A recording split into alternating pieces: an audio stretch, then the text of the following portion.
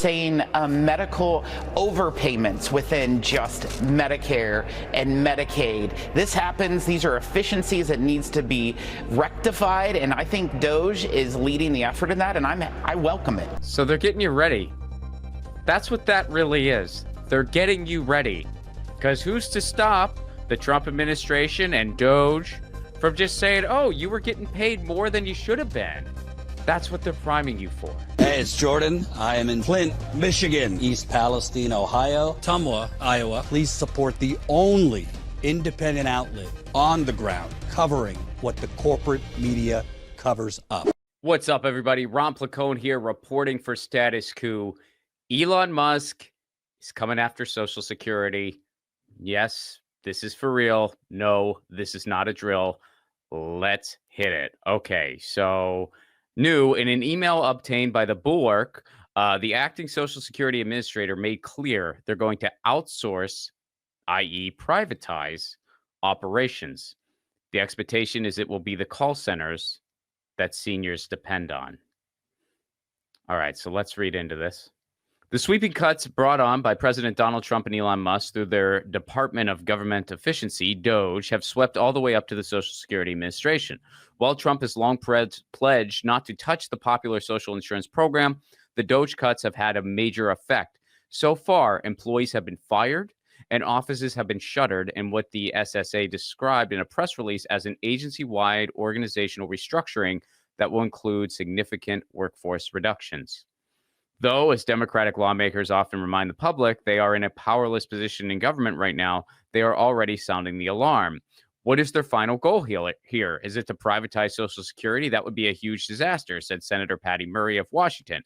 But yeah, I mean, when you're firing this many people, closing that many offices, don't have people to write the checks, you are looking for disaster.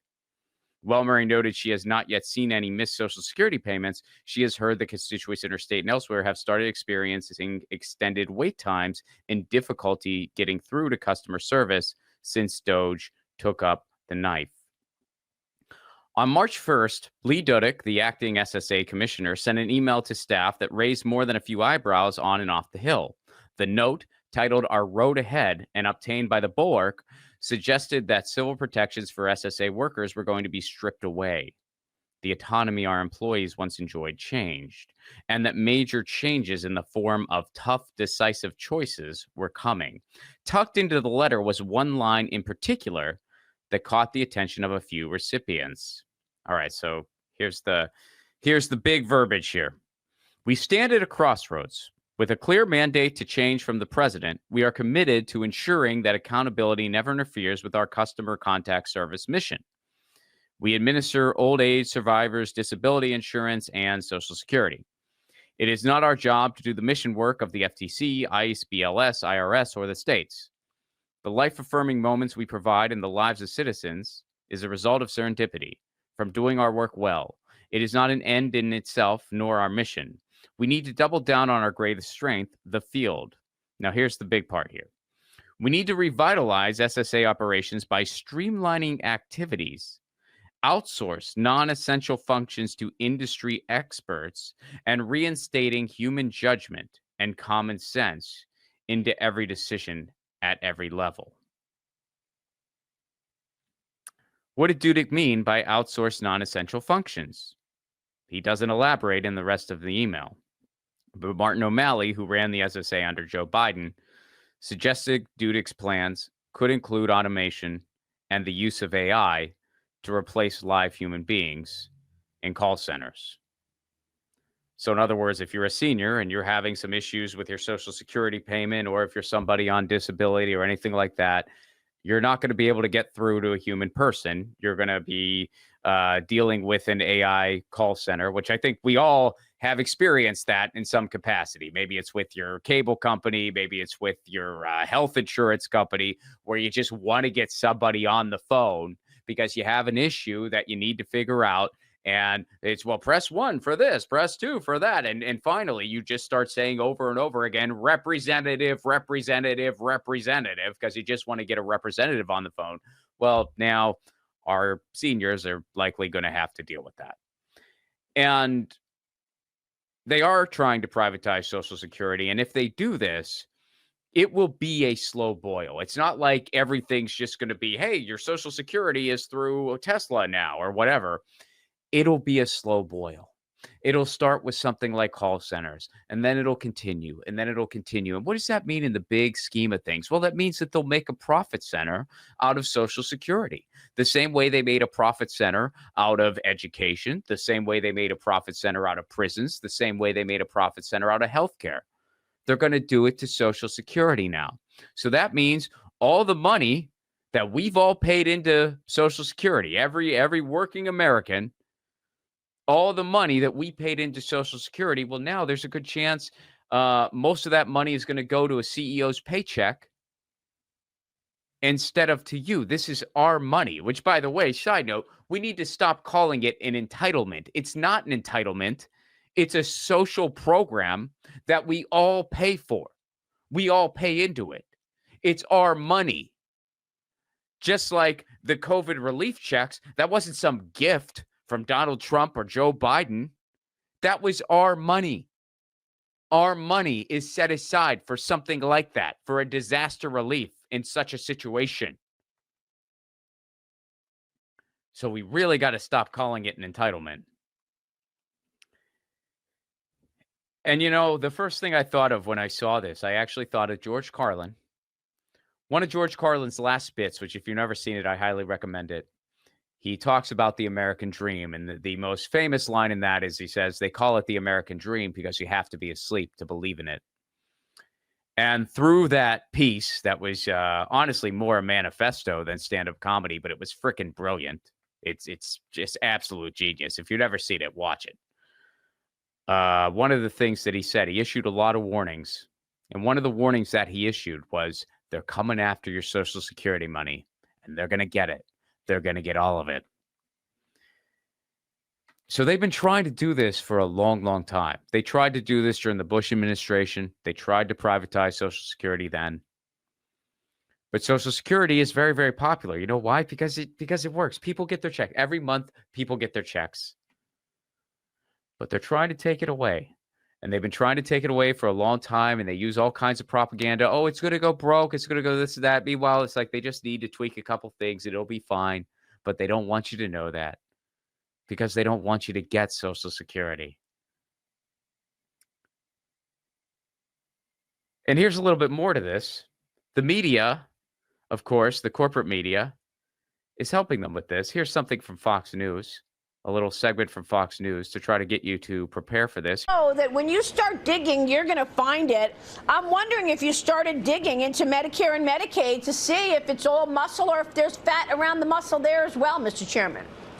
You know, I welcome DOGE looking at Social Security, Medicare, Medicaid, the IRS. They need to be audited. They need to look at their efficiencies, and they need to analyze any kind of fraud within the programs. If people say that there's not fraud in it, I would look at just CBO and CBO scores saying medical overpayments within just Medicare and Medicaid. This happens. These are efficiencies that needs to be rectified. And I think DOGE is leading the effort in that, and I welcome it. And that's how we're going to look at efficiencies in government. So they're getting you ready. That's what that really is. They're getting you ready.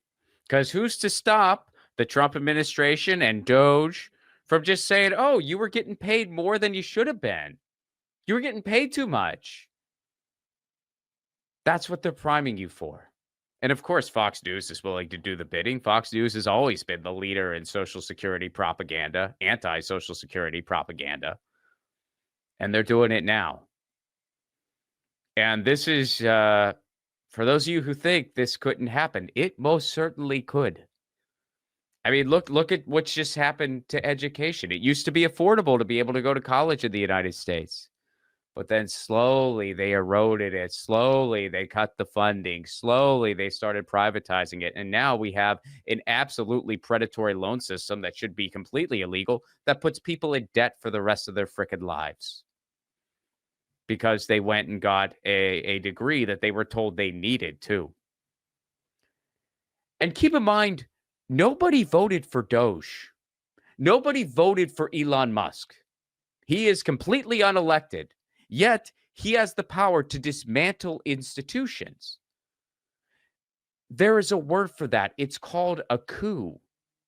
And that's what's going on here. This is quite literally a coup. They are dismantling institutions, many institutions, which, by the way, have their issues.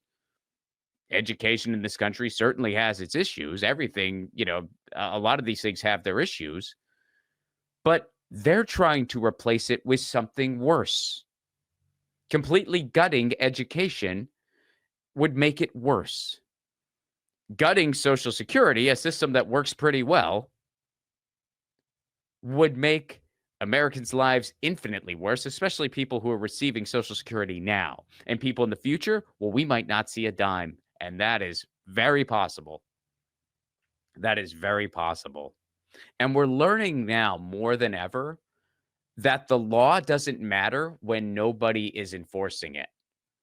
When you have an opposition party that is doing nothing, when you have a court system that is on Donald Trump's side and is on the side of Project 2025, because that's what all this can really be traced back to. It used to be called the New American Century. The law doesn't really matter that much because nobody's enforcing it and nobody's following it. And to anyone out there who's watching this, who maybe voted for Trump, is this what you voted for? Did you vote for a country that doesn't have parks, that doesn't have libraries, that doesn't have public schools, and that doesn't have Social Security? Did you vote for a situation where our seniors who maybe are having an issue with their checks, they have to deal with a robot? They can't get through to a person who's going to help them? You voted for that? You want that? That looks like an efficient country to you? Or a country that offers a quality of life? What kind of quality of life is that? What good is the, quote, savings if all of those quote unquote savings just gut all of our institutions? And by the way, you can go right to the DOGE website. They're not looking at all the real spending. They're not looking at the billions that we spend on war in this country. They're not touching that. They're looking at things like Social Security. That's where they're really going after. They're not looking at the Pentagon. Here's another clip I want to show you. This is Elon Musk right now. There was a cyber attack on X today, which shut it down and may have been foreign sourced. Yes. It's a big story. You want to give us a moment on that? Well, we're not sure exactly what happened, but there was a massive cyber attack to try to bring down the X system with IP addresses originating in the Ukraine area.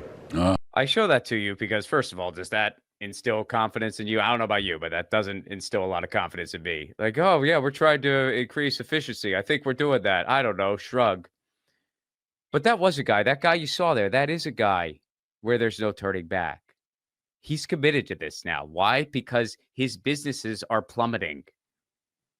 Just like the tweet said, the old fascist is on the verge of tears as he contemplates his imploding empire. That's what's happening. His empire is imploding. Tesla goes down more and more by the day. He ran Twitter into the ground. We all know this. So this is what he has left. So he's committed to this. He's dedicated, and no one voted for him. So they are going to try to dismantle all of our institutions because that's the world they want. They want an oligarchic playground more than they already have, and they want hollowed out institutions for them to just kind of have their way with this country and have it as their playground and have a bunch of workers who are desperate and broken, who are just kind of trying to make do in the empire. And I know that a lot of what I just described is already where the United States is at, but yes, it can get worse. And this is the world people like Elon Musk want.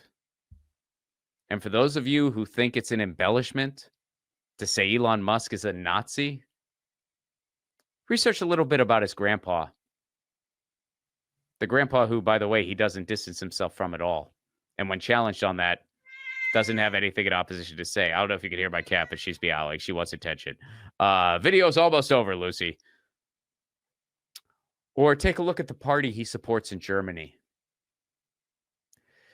So the next 5 to 6 months, I think, are going to be very, very significant because we're going to find out whether the narcissistic cooks are going to burn down the kitchen, which is what happened the first time Trump got in office, or if they're really going to go on a rampage, dismantling our institutions. And we're going to have to wonder, what is this country going to look like when it's all over?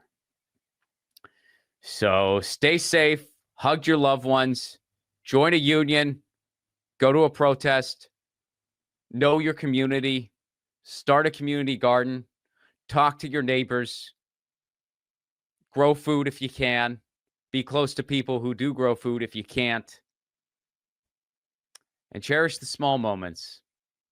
Really, because there are going to be wild times ahead. And, last but certainly not least, if you need a relief from it all, I do cordially, peacefully recommend my movie. My movie, Left at Wall, is out now. You don't even need to leave YouTube to go to it. Just type in Left at Wall here on YouTube, and you can rent it on YouTube Movies. You can also get it on Apple TV. You can get it on Google Play. You can get it on Xbox. You can get it on Amazon. It's out there. You can even buy the DVD. Left at Wall is my movie. Please do check it out.